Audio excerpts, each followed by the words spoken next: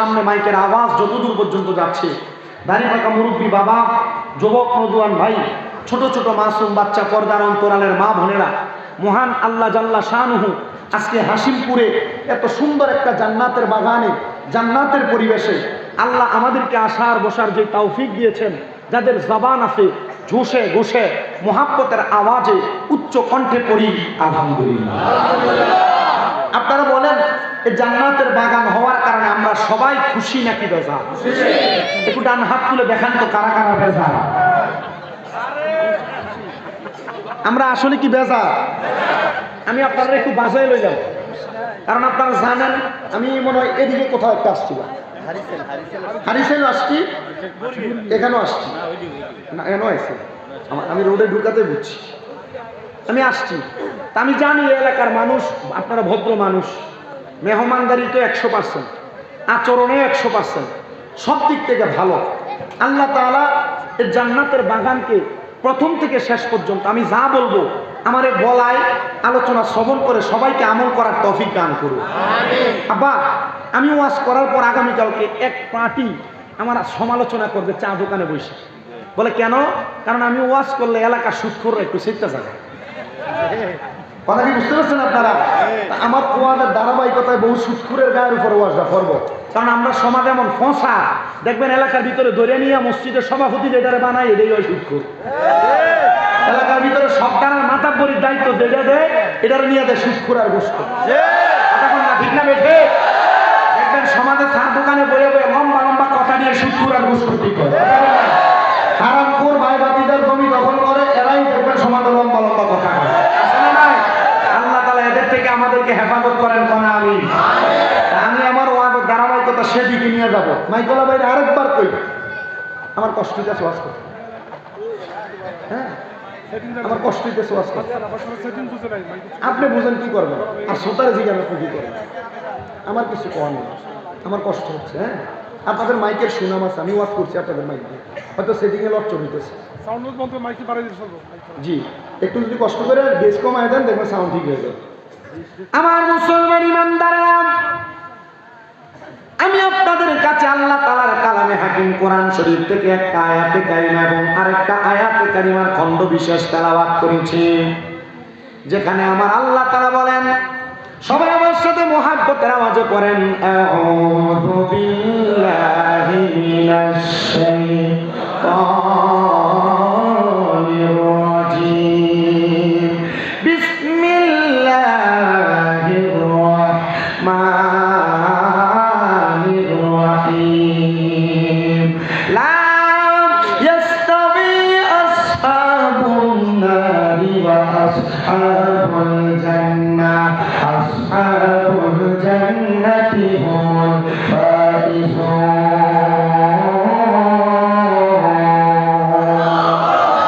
আল্লাহ তাআলা কুরআনুল কারীমে বলেন, যারা জাহান্নামী এবং যারা জান্নাতি তারা একরকম নয়।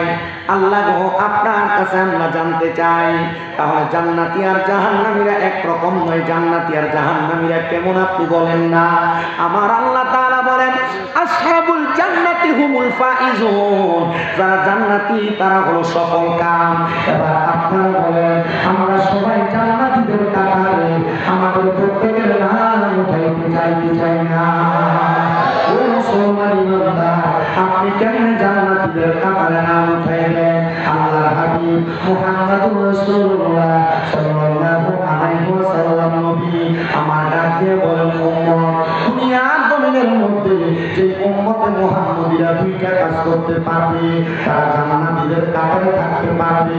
ইয়া রাসূলুল্লাহ, নবী গো, আপনি বলেন না কোন দুইটা কাজ করার কারণে আমরা জান্নাতীদের কাতারে থাকতে পারবো? আমার নবী বলেন, কোন মানুষ যদি তার ঈমানের উপর অটল থাকতে পারে, আর কোন মানুষ যদি ঈমানের উপর অটল থাইকা তার নেক আমলগুলা সুন্দরভাবে করতে পারে, তাহলে ওই ব্যক্তিটা জান্নাতীদের কাতারের মধ্যে থাকবে। ইয়া রাসূলুল্লাহ, ইয়া হাবিব,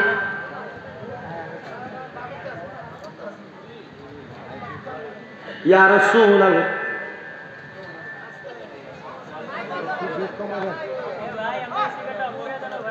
ইয়া রাসূলুল্লাহ, ইয়া হাবিবাল্লাহ, নবী আপনি বলেন জান্নাতীদের কাতারের মধ্যে কাদের নামটা থাকবে তারা কারা?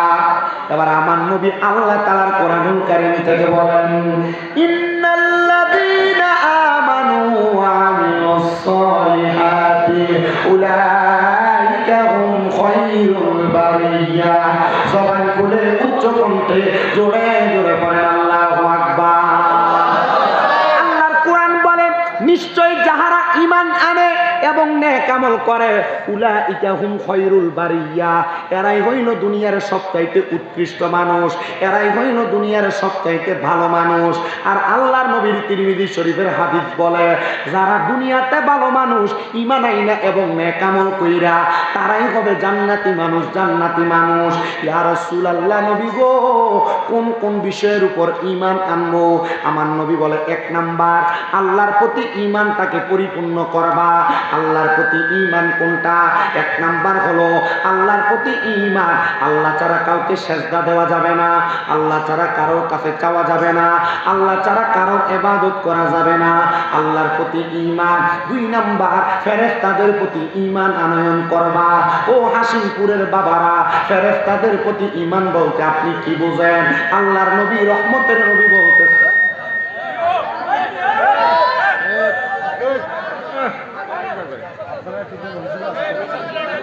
আপনার কথা বলেন না ভাই। আমি স্পিকারটি বন্ধ করে শুধু মাইকের সাউন্ড, স্পিকারটি অফ করে দেন, স্পিকারটি অফ করে দেন না, আপনি তো বুঝতেছেন। আল্লাহর নবী, মাইকের আওয়াজ বুঝতেছেন এবার?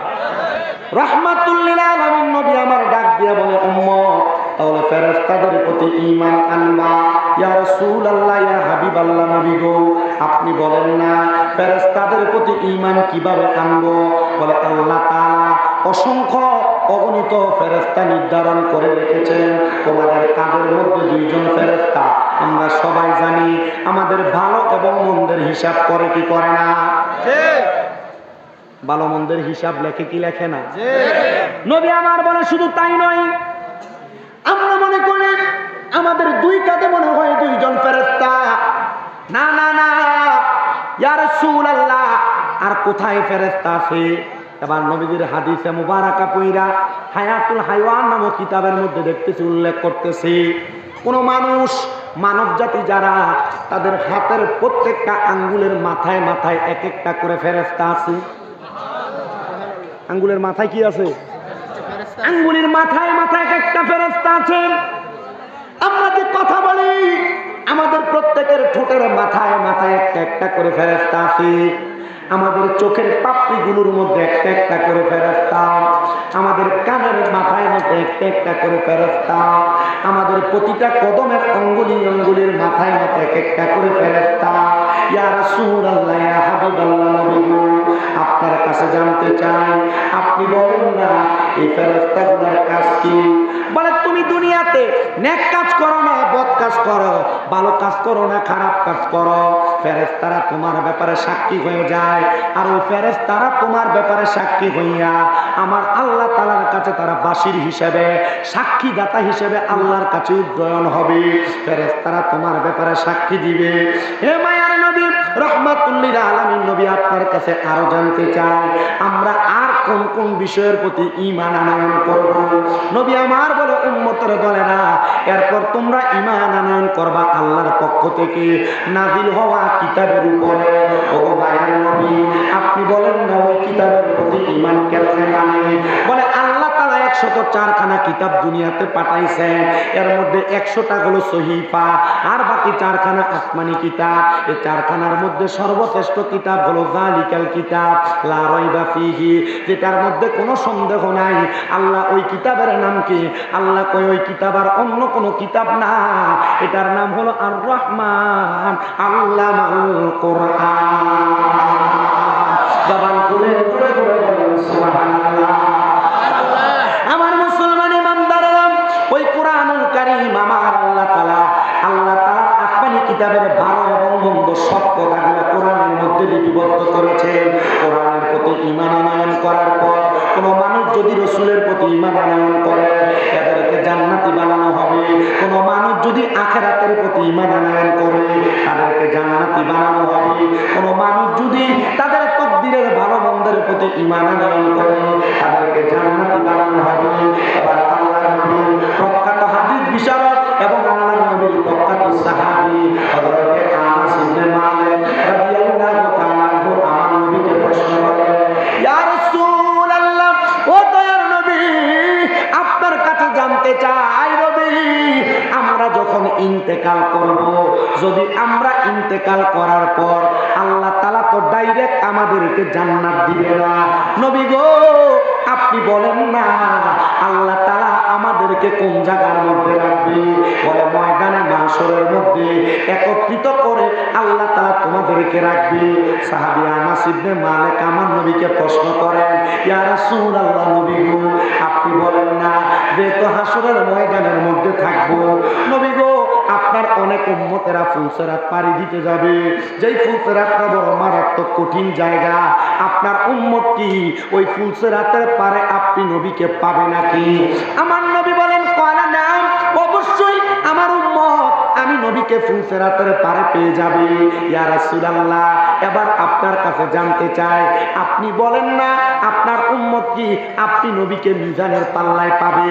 আপনার কোন উম্মত যদি মিজানের পাল্লার কাছে বিপদে পড়ে যায়, আপনি বলেন না আপনি নবী কি তাকে উদ্ধার করবেন? আমার নবী বলে, হ্যাঁ আমি আমার উম্মতকে মিজানের পাল্লার কাছে উদ্ধার করব। ইয়া রাসূলুল্লাহ, ইয়া হাবিবাল্লাহ, নবী গো এবার আপনার কোন উম্মত যদি হাউজে কাউসারের কাছে বিপদে পড়ে যায়, আপনি বলেন না আপনার উম্মতকে কি ওই জায়গার মধ্যে আপনি উদ্ধার করবেন? আমার নবী বলেন, হ্যাঁ। এবার আমার নবীর সাহাবায়ে কেরাম তো বড় প্রখর মেধার অধিকারী সাহাবী প্রশ্ন করি, ইয়া রাসূলুল্লাহ আপনি বললেন হাউজে কাউসারের কাছে কোন উম্মত বিপদে পড়লে আপনি উদ্ধার করবেন, আপনার কোন উম্মত ফুলসিরাতের কাছে বিপদে পড়লে উদ্ধার করবেন, আপনি বললেন মিজানের পাল্লার কাছে বিপদে পড়লে উদ্ধার করবেন। সাহাবী প্রশ্ন করেন, ইয়া রাসূলুল্লাহ একই টাইমে যদি আপনার কোন উম্মত তিনজন তিন জায়গায় বিপদে পড়ে, আপনি নবী কি করবেন? আমার নবী বলে, সাহাবী আমি নবী আমার উম্মতকে একই সময়ে তিন জায়গায় উদ্ধার করার ক্ষমতা আল্লাহ আমাকে দিয়েছেন।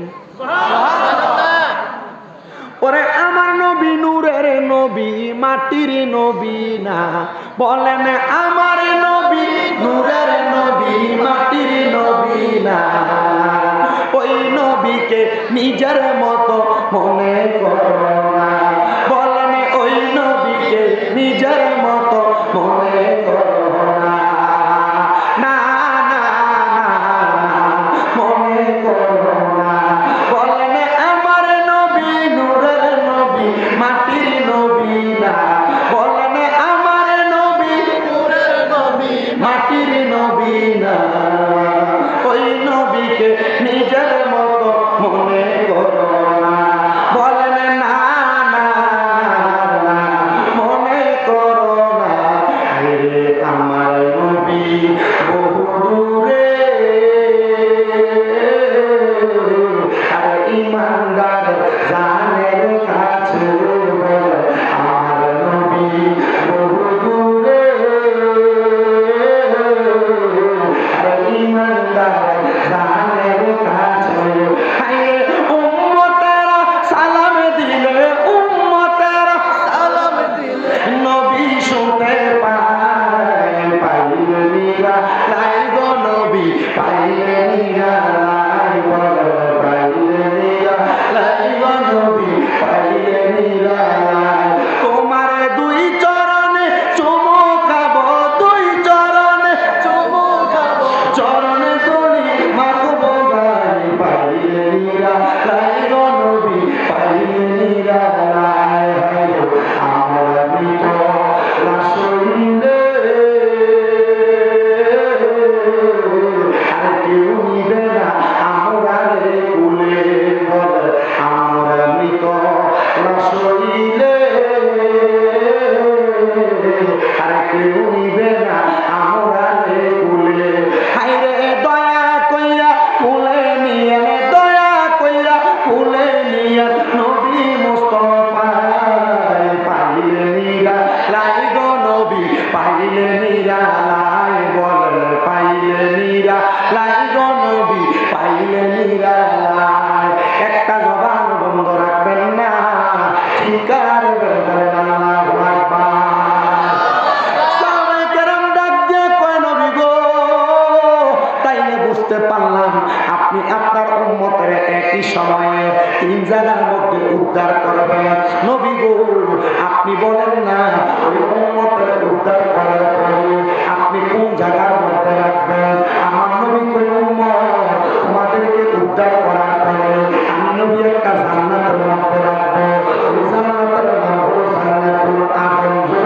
সুবহানাল্লাহ। ইয়া রাসূলুল্লাহ, ইয়া হাবিবাল্লাহ, নবী গো, জান্নাতুল আদমে রাখবেন আপনি নবী, যেই জান্নাতে থাকবেন, যেই জান্নাতুল ফেরদাউসে আমাদেরকে রাখবেন না। আমার নবী বলেন এই জান্নাতুল আদম তো বড় সুন্দর। নবী গো, কেমন সুন্দর? ওই জান্নাতুল আদম এমন সুন্দর, তাজরি মিন তাহতিহাল আনহার, এত সুন্দর ওই জান্নাতের নিচে দিয়া আমার আল্লাহ তাআলা একটা জান্নাতের নদী বসায়া দিবে। জান্নাতের নহর প্রবাহিত করবে। হাদিসে মুবারাকা পড়ে দেখলাম ওই জান্নাতের নহরের ভিতরে আল্লাহ তাআলা 4 প্রকারের পানি রাখছে। সুবহানাল্লাহ, সুবহানাল্লাহ নাই? কচু এলাকার নদী আছে না, গাং গাং আর কি, এখন তো নদী সেটা নাই, আমি জানি। খাল, খালের পানি কি কালার 2-3টা না একটা? আল্লাহর নবীর হাদিসে মুবারাকা, নবী রাহমাতুল লিল আলামিন নবী বলেন ওই জান্নাতের নদী, নদীর মধ্যে আল্লাহ তাআলা যে জান্নাতের নহর প্রবাহিত করবেন, ওই নদীটার নাম হলো আলিফ জিম বা রজব। মারহাবা কন্যা। ওই রজব নদীর মধ্যে 4 প্রকারের পানি থাকবে। 4 প্রকার। 1 নাম্বার পানি, যেই পানির নাম হলো সারাবাম তাহুরা। সরি 1 নাম্বার পানি, যেই পানির নাম হলো ইন্না আ'তাইনা কাল কাউসার। মারহাবা। ওই কাউসারের পানি কারা পান করবে? ওগো আল্লাহর হাবিব মুহাম্মদুর রাসূলুল্লাহ সাল্লাল্লাহু আলাইহি ওয়াসাল্লাম নবী আমার বলেন ওই কাউসারের পানি তারা পান করবে যারা আল্লাহ এবং তার রাসূলের প্রতি ঈমান এনেছে। এবার জানতে চাই, এ হাসিমপুরের আমার মুরব্বী সমাজ, হাসিমপুরের আমার যুব সমাজ, হাসিমপুরের ছোট ছোট মাসুম বাচ্চা, পর্দার আড়ালের মা বোনেরা, আপনারা বলেন আল্লাহ এবং রাসূলের প্রতি আমাদের ঈমান আছে না নাই? হুজুর ঈমান আছে, কিন্তু আশারের নামাজটা পড়ি নাই। হুজুর ঈমান আছে, ফজরের নামাজ পড়ি না। ঈমান আছে, যোহর আসর মাগরিবের নামাজ পড়ি না। এটা কি ঈমানদার বলে না? এটা মৃত ঈমান। ঈমান যদি তাজা রাখতে চাও তাহলে আল্লাহ তাআলার ইবাদতের মাধ্যমে ঈমান তাজা রাখো, তাজা রাখো, তাজা রাখো। ইয়া রাসূলুল্লাহ, কেমনে তাজা রাখবো আপনি নবী বলেন না? নবী আমার বলে উম্মতের দলেরা ঈমান তাজা রাখার জন্য দুনিয়ার জমিনের মধ্যে থাকা অবস্থায় একটা গাছের গোড়ালির মধ্যে পানি দেওয়ার কারণে গাছটা যেমন উজ্জীবিত হয়ে যায়, একটা মানুষ ইবাদতের মাধ্যমে ওই মানুষ দুনিয়াতে চলাফেরা করলে ওই ইবাদতের মাধ্যমে তার ঈমান তাজা হয়ে যায়। এ মুসলমান ইমানদার নবীর উম্মতের দলেরা আরেকটু মনোযোগ দেন। তার মানে ওই কাউসারের পানি তারা পান করবে যারা আল্লাহ তাআলার দুনিয়ার জমিনের মধ্যে ঈমানটা পরিপূর্ণ রাখছে। 2 নাম্বার পানির নাম হলো সারাবাম তাহুরা। আপনাদের এলাকার যারা নেশাখোর, যারা মদখোর, যারা ইয়াবাখোর, যারা পেন্সিডিলখোর, যারা গাঞ্জাখোর, এক কথায় যারা নেশা করে, তারা ওই জান্নাতের সারাবাম তাহুরা পান করতে পারবে না। এবার আপনারা বলেন এই হাসিমপুর এলাকা সহ, পুরা কচুয়া সহ, পুরা চাঁদপুর সহ সোনার বাংলাদেশে নেশাখোর আছে না নাই? আছে, আছে, আছে, আছে। বহু মানুষ বিচার দেয় হুজুর নেশাখোরের জ্বালায় এলাকার ভিতরে কলডি থায় না, চুরি করে লয়ে জায়গা। বহু মানুষ বিচার দেয় হুজুর নেশাখোরের জ্বালায় এলাকায় দেখছিও বেরিয়ে ঘরের বাইরে দিতে পারে না, চুরি করে নেয় গা। এ বন্ধু, যারা নেশা করেন এদের জন্য আল্লাহ তাআলা যে কঠিন আযাব, কঠিন শাস্তি রেডি করে রাখছেন, এর মধ্যে একটা শাস্তির নাম হলো তিনাতুল খাবাল। ইয়া রাসূলুল্লাহ, ইয়া হাবিবাল্লাহ, নবীজি আপনি বলেন নেশাখোরের জন্য ওই তিনাতুল খাবাল কোন ধরনের শাস্তি? আল্লাহর নবী বলতেছেন ওই তিনাতুল খাবাল হলো জাহান্নামীদেরকে জাহান্নামের আগুনের মধ্যে জ্বালায়া পুরায়া যে রক্ত আর পুঁজগুলা জমা হবে, ওই রক্ত পুঁজগুলা দেওয়া হবে নেশাখোরদেরকে খাওয়ার জন্য। খারে নেশাখোর খা, তখন রক্ত আর পুঁজ খাইবা, কবরে গেলে শান্তি পাইবা না, শান্তি পাইবা না। আবার আল্লাহর নবী রাহমাতুল লিল আলামিন নবী বলেন শুধু নেশাখোরদেরকে আল্লাহ তাআলা তিনাতুল খাবাল এগুলা খাওয়াবে না, ওই নেশাখোর যারা নেশা করে মৃত্যুর পরে ময়দানে মাশরে জাহান্নামের শাস্তি যখন পাবে, ওই নেশা করার কারণে তাদের পেটের নাড়ি বুড়িগুলা ফুইলা ফুইলা তাদের মুখ দিয়া, তাদের চোখ দিয়া, তাদের নাক দিয়া, তাদের কর্ণদ্বার দিয়ে দিয়ে বের হবে। নেশা করবা, মন যদি চায় তুমি করতে থাকো, কবরের কঠিন আযাবের সম্মুখীন হবা।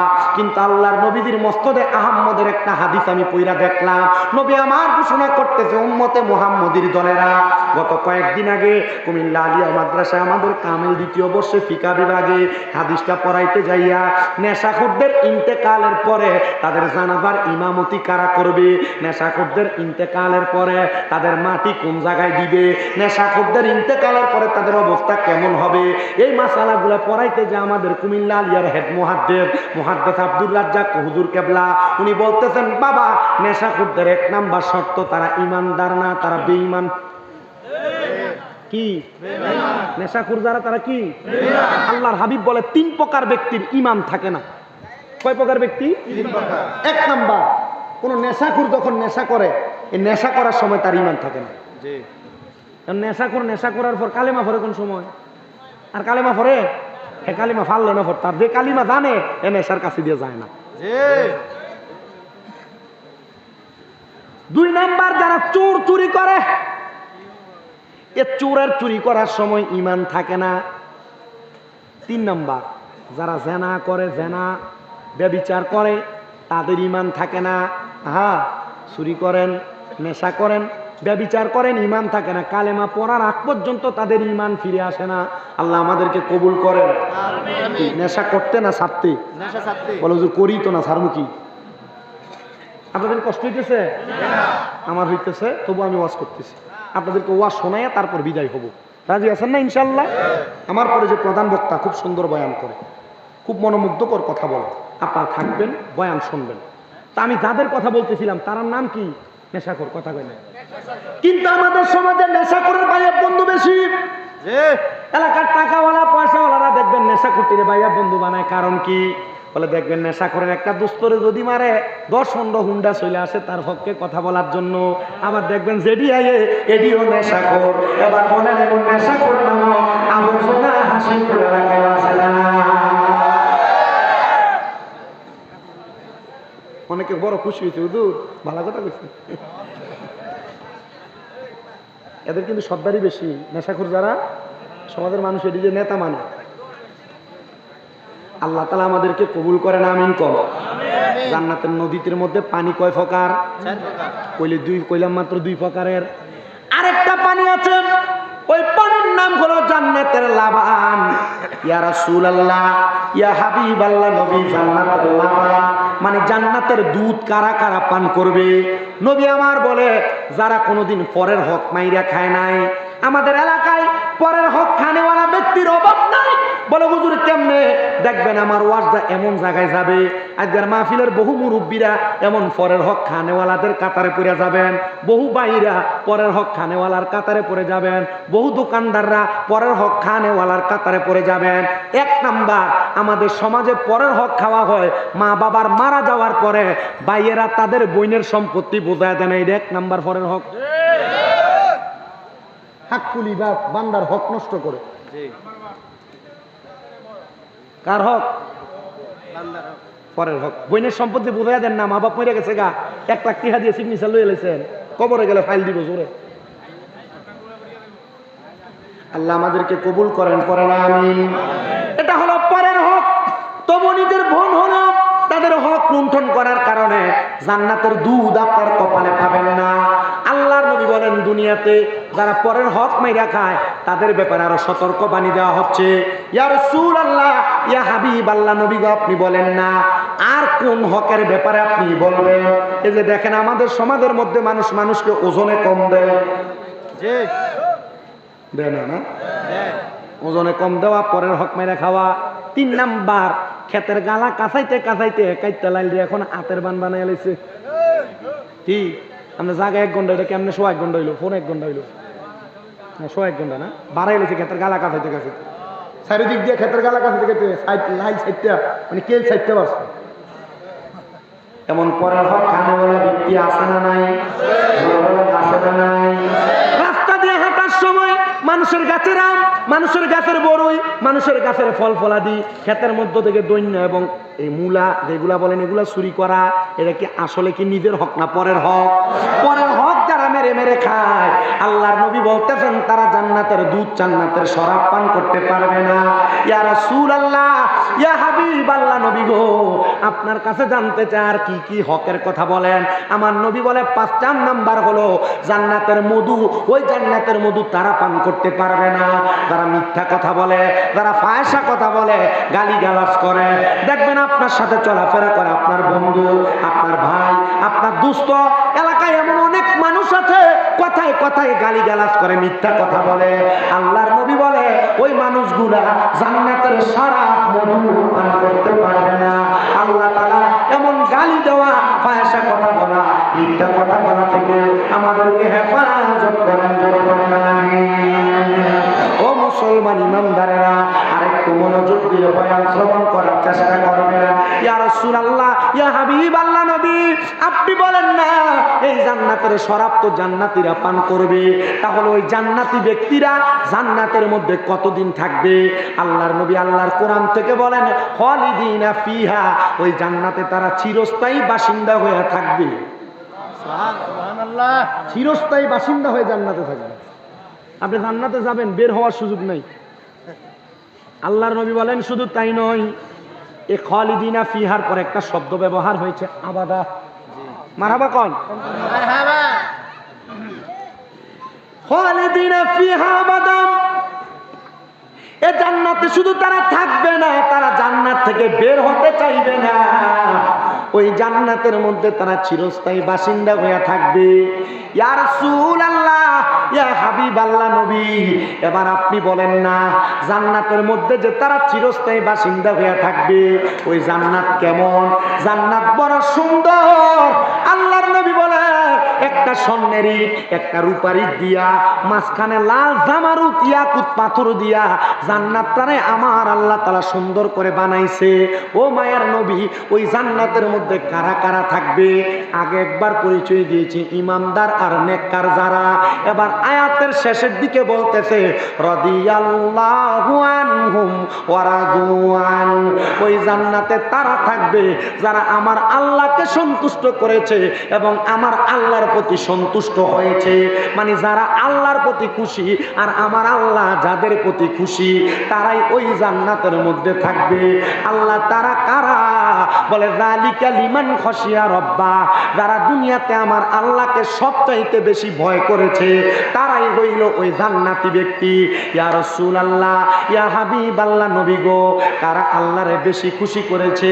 নবীদের হাদিসে মুবারাকা পড়তে যায় পাইলাম আমার নবী বলেন রেদার রব্বি ফি রিদাল ওয়ালিদাইন, তারা আমার আল্লাহকে সন্তুষ্ট করতে চায়, তারা যেন তাদের মা বাবার সন্তুষ্ট করে। যারা তাদের মা বাপকে সন্তুষ্ট করতে পেরেছে, তারাই দুনিয়া এবং আখিরাতে আমার আল্লাহকে সন্তুষ্ট করতে পেরেছে। কিন্তু আমাদের সমাজ এমন পচা, আমাদের সমাজ এমন বরবাদ, তারা মা বাপকে সন্তুষ্ট করবে দূরের কথা, বিবাহ করার পরে ভাই ভাই দ্বন্দ্ব করে তাদের মা বাপকে জুদা করে দেয়, বিবাহ করার পরে ভাই ভাই দ্বন্দ্ব হইয়া মা বাপকে আলাদা করে দেয়। মা বাপ কোনো ঘরে সকালবেলা খায়, কোনো ঘরে দুপুর দুপুর বেলা খায়, কোন করে রাত্র বেলা খায়, এমন ভাবে ভিন্ন ভিন্ন খাবার খায়। না রে সন্তান না, আপনাদের কাছে আমি ছোট্ট একটা ওয়াকিয়া কারগুজারি শোনায়া দেই। ওই কারগুজারিটা শুই না আপনি আমার বয়ানটা থেকে কিছু শিক্ষা গ্রহণ করবেন।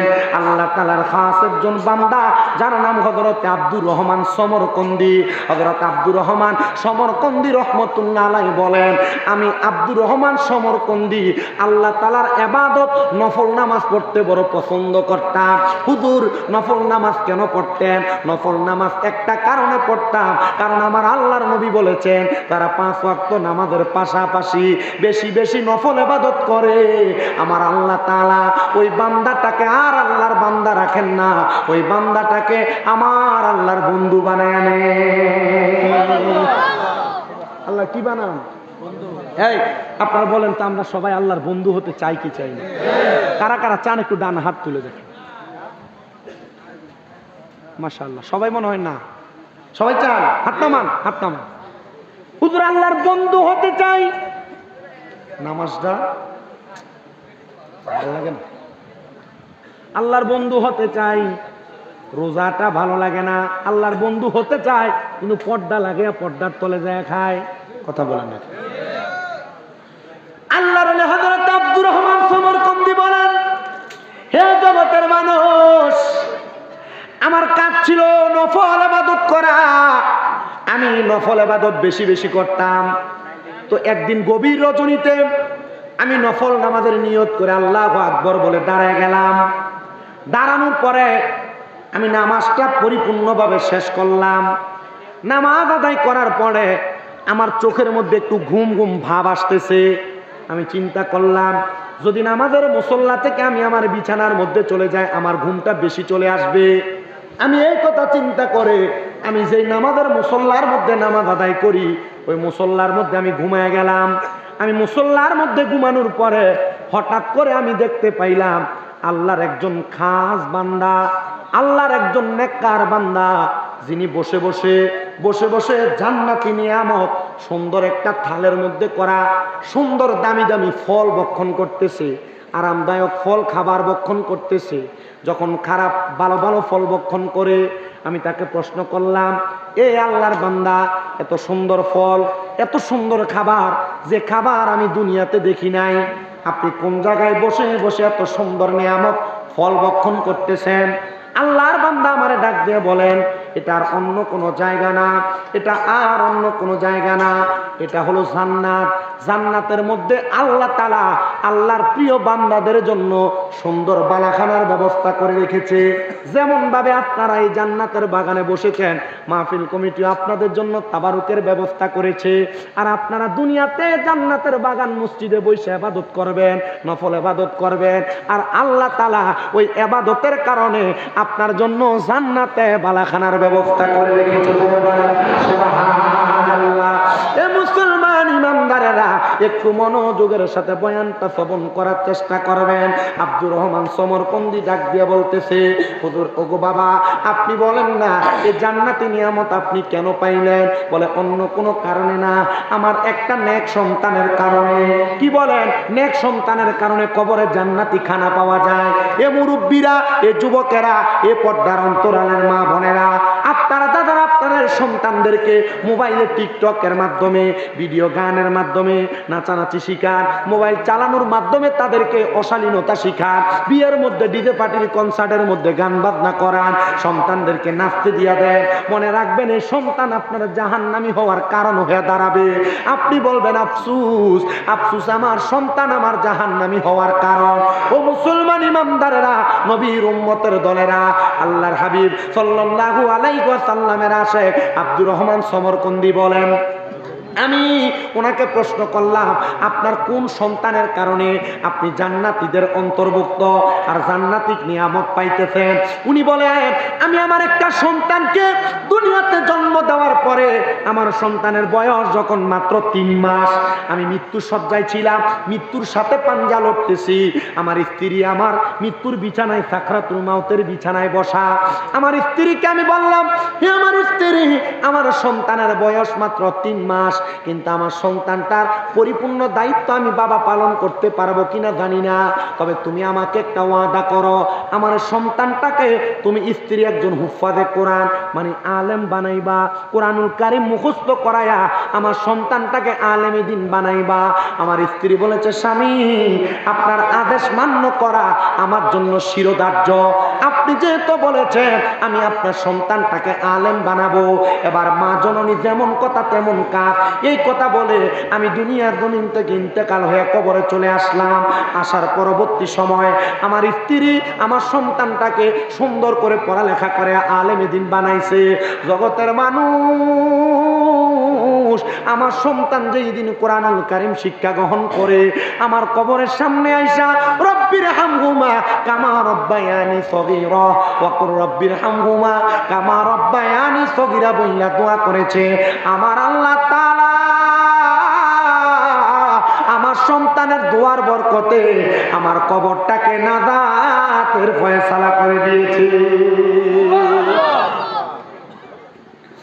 আব্দুর রহমান সমরকন্দি বলেন, আমি তারা প্রশ্ন করলাম যে সন্তানকে তুমি তোমার চোখ দিয়ে দেখে আসছো কিন্তু তারা মানুষ বানাও নাই, শুধু তোমার সন্তানটাকে দুনিয়ার জমিনের মধ্যে রাইখা আসছো। তোমার স্ত্রী তোমার সন্তানটাকে আলেম দ্বীন বানানোর কারণে তোমার সন্তান দুনিয়ার জমিনের মধ্যে আলেম হওয়ার পর তোমার জন্য দোয়া করেছে। ও বাবা, আমি আসার পর বড় খুশি হইলাম। হাসিমপুর এলাকার মানুষ তাদের মক্তবঘরের উপরে সুন্দর একটা মাদ্রাসা করবে। আমি চিন্তা করলাম এলাকার সন্তানরা মাদ্রাসাতে পইরা হুফাজে কোরআন হবে, আলেম দ্বীন হবে। আহারে হাসিমপুর এলাকার কবরবাসীর কবরের আযাব আল্লাহ চিরতরের জন্য মাফ করে দিবে। কারণ কি, হাদিসে মুবারাকা পইরা দেখলাম আল্লাহর নবী বলতেছে দুনিয়ার জমিনের মধ্যে কোন সন্তানের মা বাবা যদি দুনিয়াতে একটা আলেম তৈরি করে আসে আর ওই আলেম যদি ওই এলাকার উপর দিয়ে হাঁটে, হাঁটার কারণে আল্লাহ তাআলা ওই এলাকার কবরের আযাব 40 দিনের জন্য মাফ করে দেয়। তো আপনারা তো আলেম তৈরির কারখানায় বানাইবেন হাসিমপুরে। আমি বড় খুশি হয়ে গেলাম। এবার আলেমে দিয়ে আব্দুর রহমান সমরকন্দি ডাক দিয়ে বলতেছেন, আমি জিজ্ঞাসা করলাম এখন আপনার সন্তানকে আলেম হওয়ার পর তার কর্মকাণ্ড ঠিকভাবে করে? আলেম হয় কথা সত্য, আলেম হওয়ার পর কর্মকাণ্ড ঠিক থাকে না। আব্দুর রহমান সমরকন্দি বলে, জগতের মানুষ আমি ওই ব্যক্তিকে প্রশ্ন করার পর সে আমার জবাব দেয়, হ্যাঁ হ্যাঁ হ্যাঁ আমার সন্তান আমার ওয়ারিসের সম্পত্তি পাইয়া সেই জায়গার মধ্যে সে এলাকার মানুষদেরকে এলমে দ্বীন প্রচার করে এবং তাদেরকে এলমে দ্বীন শিখায়। আর ওই শিক্ষা গ্রহণ করার কারণে আল্লাহ তাআলা আমার কবরের মধ্যে দৈনন্দিন আল্লাহর নাজ নেয়ামত দিয়ে ভরপুর করে দেন। সুবহানাল্লাহ।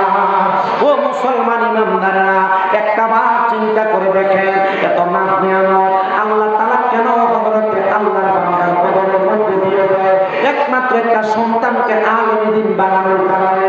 আব্দুর রহমান সমরকন্দি বলে, আমি এবার আল্লাহর দরবারে সিজদায় পড়ে গেলাম, আল্লাহ গো যদি একজন ব্যক্তিকে তার সন্তান আলেম হওয়ার কারণে তার কবরের মধ্যে জান্নাতি নিয়ামত দিতে পারেন, তো আমি তো আপনার একজন বান্দা, আমি যদি দুনিয়ার জমিনের মধ্যে এলমে দ্বীন অর্জন করি আমিও তো কবরে যাওয়ার পর জান্নাত পাবো।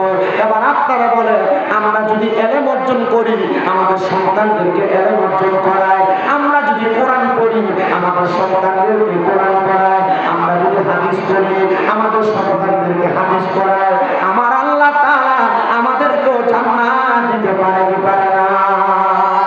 সবাই একটু দূরে শুরু করেন, আল্লাহুম্মা সাল্লি আলা সাইয়্যিদিনা মুহাম্মাদ নাবিয়ানা শাফিয়ানা মাওলানা মুহাম্মাদ।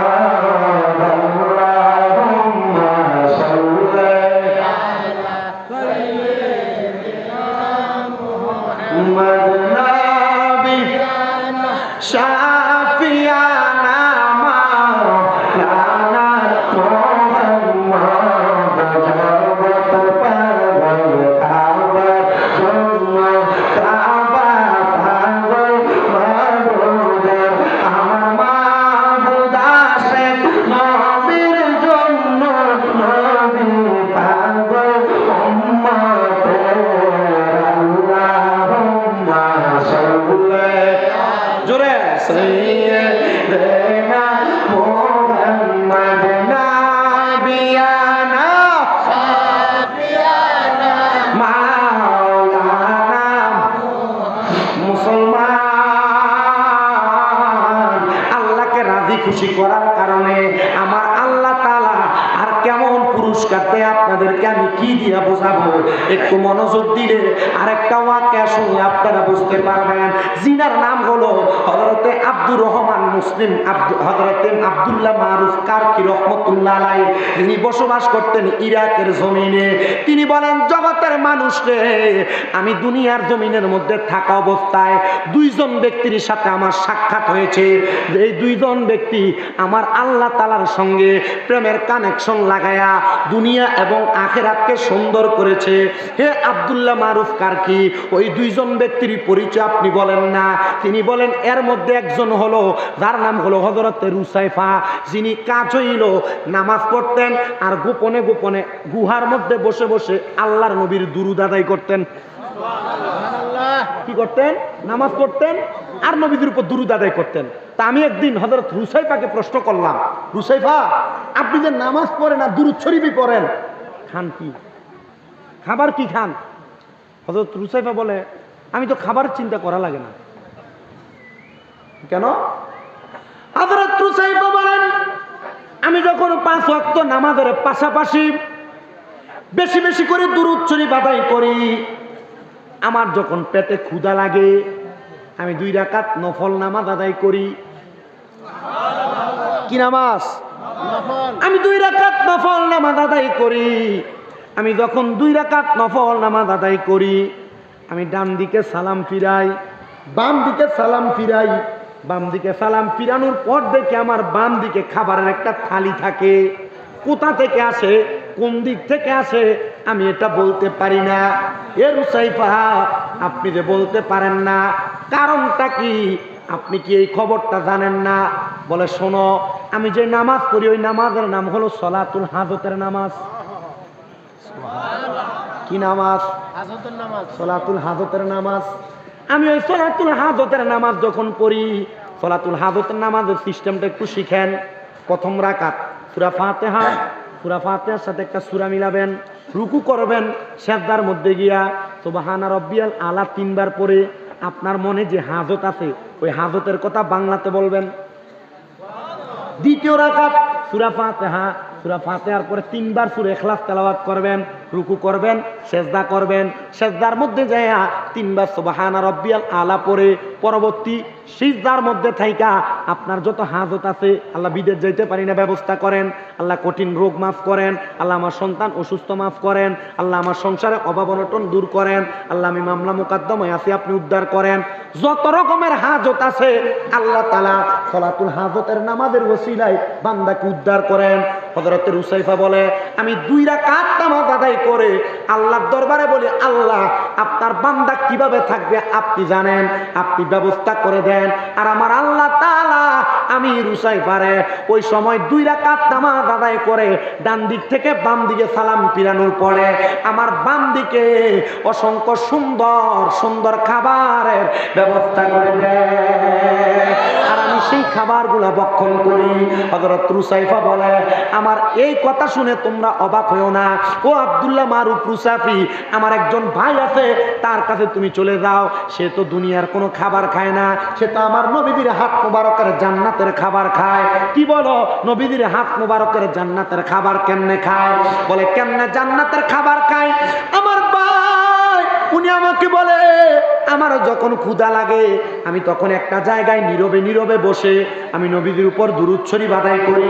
সবাই একটু আমার সাথে পড়েন, ইয়া রাসূলুল্লাহ, শুধু নাম শুনি কানে, ইয়া রাসূলুল্লাহ, শুধু নাম শুনি কানে, আইরে নাম শুনিয়া হইলাম পাগল আমরা অধমে, আইরে নাম শুনিয়া হইলাম পাগল আমরা অধমে, ইয়া রাসূলুল্লাহ, শুধু নাম শুনি কানে, ইয়া রাসূলুল্লাহ, শুধু নাম শুনি কানে। আরে শুনছনি রে জংলার পাখি, আরে কেন করো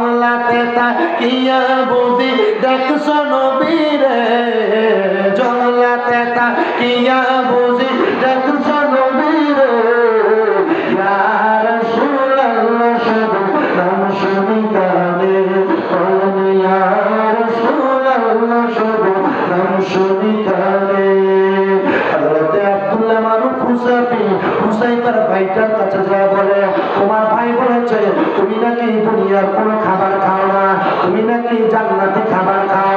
এ আল্লাহর বান্দা তুমি কোন জান্নাতি খাবার খাও?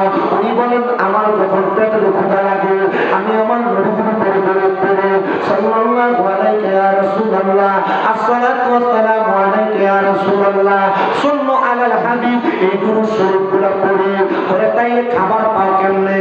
বলে একদিন আমি দুরূদ শরীফ পড়তে পড়তে আমার ঘরের মধ্যে আমি হেলাম দিয়া ঘুমায় গেলাম। আমি ঘুমানোর পরে গো হঠাৎ করে দেখতে পাই না আমার ঘরের মধ্যে 5 জন ব্যক্তি হাজির হয়ে গেছে যাদের চেহারা বড় সুন্দর, যাদের চেহারা বড় নুরানি। আমি তারা দেখে প্রশ্ন করলাম কারা গো আপনি, আপনাদের পরিচয় কি?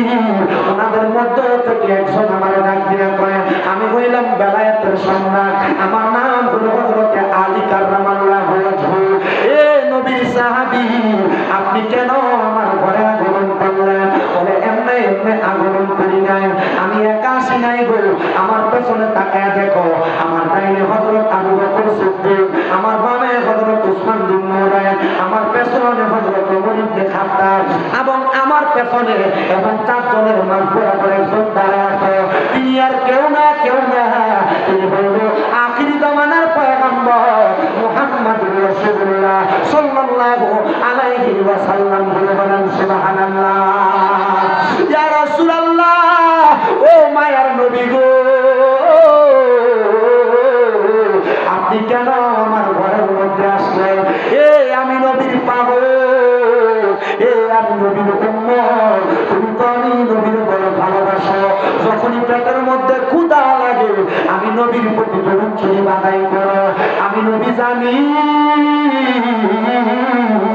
একটা ইমানদারের ক্ষুধা নিবারণ করে তার ইমানি খাদ্য হলো নবীর দরুদ, আল্লাহর জিকির। এই জন্য আমি তোমার কাছে বলতেছি তুমি যেহেতু আমি নবীর প্রতি দরুদ পড়তেছো, আমি নবী মদিনাতুল মুনাওয়ারা থেকে তোমার ঘরে আইসা তোমার আহার করাইতে হাজির হয়েছি। উনি বলেন আমি দুরূদ শরীফ পড়তে পড়তে ঘুমায় গেলাম। ঘুমানোর পর রহমতের নবী আমার ঘরে দেখলাম নবীজির আসকান মুবারকের ভিতর থেকে আমার নবী একটা খেজুর বের করছেন। খেজুরটা বের করে আমার নবীজি আমার মুখে দিচ্ছেন। আমি খেজুর খাইতে খাইতে আমার ঘুম ভেঙে গেছে। দেখছেন কি স্বপ্ন? দেখছে কি স্বপ্ন? উনি বলেন আমি ঘুম ভাঙার পরে আমার মুখ থেকে খেজুরের বিচিটা বাইর করে দেখছি। নবীজি ঘুমের ঘরে স্বপ্নে যাদের আসে তারা নবীজির দিদার পাওয়া যায়। মারহাবা কন্যা মিয়া। আচ্ছা আপনারা চিন্তা করে দেখেন তো, রহমতের নবী, মদিনার কামলিওয়ালা দয়াল নবী, নূরানি নবী, রহমতের নবী, হেদায়াতের পথ দেখানোওয়ালা নবী, ওই নবী যদি আমাদেরকে দুনিয়ার জমিনের ভিতরে এত সুন্দর নেয়ামত দিতে পারে, আমরা ওই নবীর আশেক, ওই নবীর প্রেমিক হইয়া খুশি না বেজা? আচ্ছা এবার আসেন, ওই নবীরে খুশি করার জন্য আপনি হাজার চেষ্টা করেন, বাইতাম না আপনার মারে বাদ দেন না। ওই নবীরে খুশি করার জন্য আপনি অনেক চেষ্টা করেন, আপনার আব্বা আপনার কাছে 10 টাকা চাইয়া নেওয়া লাগে, কোনো দাম আছে? আরো কষ্টের বিষয় কি শুনবেন? আপনাদের এদিক দিয়ে যখন আমি ঢুকছি রোড থেকে, এক ফলাকে হুজুর বাপ মায়ের প্রতি সন্তান যে মর্যাদা, এ ওয়াজ তো বহুত করেন হুজুর, ইয়া এই সন্তানের হক কাজে মা বাপ ঠিক মতো আদায় করে না, এ ওয়াজটা একটু করেন তো। মূল গোড়ার দর্শে আসলে তো মা বাপরে কষ্ট দিলে খোদা পাবেন না, খোদা খুশি হবে না, খোদা বেজার হবে। এই ওয়াজ আমরা সব মৌলবী সাহেবরা করি, সব হুজুররা করি। মা বাপ যদি সন্তানের দায়িত্ব পালন না করে এই মা বাবার অবস্থা কেমন হবে? এবার আসেন, মা বাপ সন্তান জন্ম দেওয়ার পর একটা মা বাবার 5টা দায়িত্ব, কন্যা কথা কন্যা কয়টা? 1 নাম্বার, কোন মা বাপ যখন সন্তান জন্ম দেয়, মা বাবার দায়িত্ব সন্তান জন্ম নেওয়ার পর তার কানে আজান দিয়ে দেওয়া। কিছু করার না ভাই, আপনারা বুঝতেছেন, আমি চালাই দিতেছি, আমারও কষ্ট হইতেছে। আমি কালকে মাহফিল করছি কুমিল্লা হোম না, আমি আমার লোকের ফোলাফান্ডি কইছি, এমন মাইক হইলে আমি 3-4 ঘন্টা ওয়াজ করলাম, আমার কিছু হইতো না। আপনাদের অলরেডি মাইকও ভালো আমি জানি, হ্যাঁ বেড়া আজকে কিটা লস করে এটা বেড়া বলে হ্যাঁ কে কইছে এটা ইউটিউবের মাইকের লেগে সমস্যা হয় আমরা আজীবন ওয়াজ করি না ইউটিউবের মাইকটি খুললে দেবো সাউন্ডটা যদি পরিপূর্ণ ঠিক না হয় এরপরে তোমরা কই কিটা করে খোলেন এটি খোলেন আমার ওয়াজও শেষের দিকে একটু খুললা দেয় আর রেকর্ড করা লাগবে না খোলেন অসুবিধা খুলে দেয় এগুলোর কারণে সমস্যা হয় তাহলে 1 নাম্বার দায়িত্ব কি কানে কি করা আজান দেওয়া 2 নাম্বার দায়িত্ব কোন সন্তানের সুন্দর একটা নাম নির্ধারণ করা মারহাবা কন্যা 3 নাম্বার দায়িত্ব কোন মা বাবা সন্তান জন্ম দেওয়ার পর ওই সন্তানের জন্য মা বাবা 7 দিনের মাথায় আকিকা দেওয়া 3 নাম্বার দায়িত্ব 4 নাম্বার দায়িত্ব ওই সন্তানকে মা বাবা নাম রাখার পর তার মাথার চুল 7 দিনের মাথায় মুন্ডে দেওয়া কামাইয়া দেওয়া এটা মা বাবার কি দায়িত্ব 5 নাম্বার দায়িত্ব ওই মা বাবা তার সন্তানকে কুরআনুল কারীম শিক্ষা গ্রহণ করানো কয়টা দায়িত্ব হইল মা বাপ তার জমি বোঝাই দিব এটা কি মা বাবার দায়িত্ব নাকি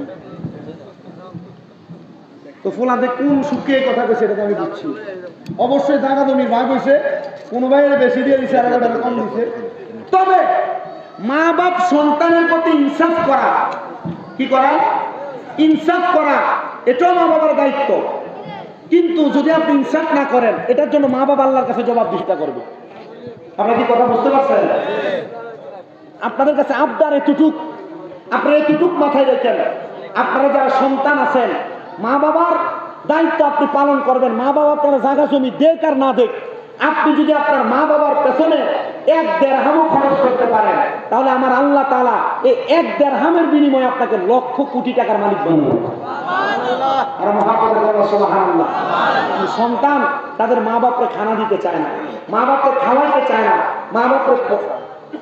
মা বাপকে পড়াইতে চায় না আব্বা আপনারা যারা মা বাপকে জুদা করছেন আলাদা করছেন খাওয়ান নাই আমি আপনাদের কাছে করজোরে আবদার করবো আপনারা আপনাদের পা গুলো আমার সামনে দেন আমি আমার জিব্বা দিয়ে আপনার পা পরিষ্কার করে দেবো শুধু ওয়াদা করবেন যে এখন থেকে আর কোনোদিন মা বাবার মনে কষ্ট দিতেন না মা বাবার আঘাত দিতেন না কেন কারণ আপনি আপনার মা বাবার কষ্ট দেওয়া আঘাত দেওয়ার কারণে এরা যদি কষ্ট পায় স্বয়ং আল্লাহ কষ্ট পায় তো কইছিলাম আল্লাহর রাজি খুশি করলে আল্লাহ রাজি খুশি হয় মা বাপের রাজি খুশি করলে আল্লাহ রাজি খুশি হয় এবার আপনারা বলেন আল্লাহর রাজি খুশি করার জন্য আমরা সবাই দুনিয়া এবং আখিরাতে উন্নতি সাধনের জন্য মা বাপকে খুশি করার দরকার আছে না নাই মুহাম্মদ রাসূলুল্লাহ আছে না নাই এ মুসলমান ইমানদার এ নবীর উম্মতের দল কেন মা বাপকে খুশি করবা এদেরকে খুশি করা এদেরকে রাজি করার মাধ্যমে আমার আল্লাহ তাআলা তোমাকে দুনিয়া আখিরাতের তারাক্কি উন্নতি নসিব করাবে কিন্তু না না না এটা দুনিয়ার সমাজের সন্তান করতে চায় না তোমরা যারা মা বাপকে বাদ দাও না সন্তান মনে রাখবা আল্লাহর কাঠগড়ার মধ্যে তুমি আটকা পড়ে যাইবা আমার আল্লাহ তাআলার কাঠগড়ার মধ্যে আটকা পড়ে যাইবা আল্লাহর নবী রাহমাতুল আলামিন নবী বলে দুনিয়ার জমিনে কোন সন্তান যদি তার পরিবারের উপরে তার আম্মা তার প্রতি হকগুলো আদায় করে আমার আল্লাহ তাআলা ওই সন্তানকে দুনিয়া আখিরাতের মধ্যে অধিক পরিমাণ তারাক্কি নসিব করায় কিন্তু যে সন্তানেরা তাদের মা বাপকে জুদা করে দেয় আলাদা করে দেয় এরা আল্লাহর কাছে জবাব দেওয়া লাগবে সন্তান একবার চিন্তা করে দেখো তোমার মা বাবা তোমার বড় কষ্ট করে মানুষ করেছে কিন্তু তুমি ওই মা বাপকে খানা দাও না ওই মা বাপকে আহার করাও না ওর কথা শুনে মা বাপকে জুদা করে দাও মনে একবার সন্তান ওই মা বাপ যদি তোমার মাফ না করে আমার আল্লাহ তোমার মাফ করবে না আমার আল্লাহ তোমার মাফ করবে না এই জন্য সবার কাছে আমি আবদার জানাই যাদের মা বাবা বেঁচে আছে আপনারা সবাই আপনাদের মা বাবার পা ধরে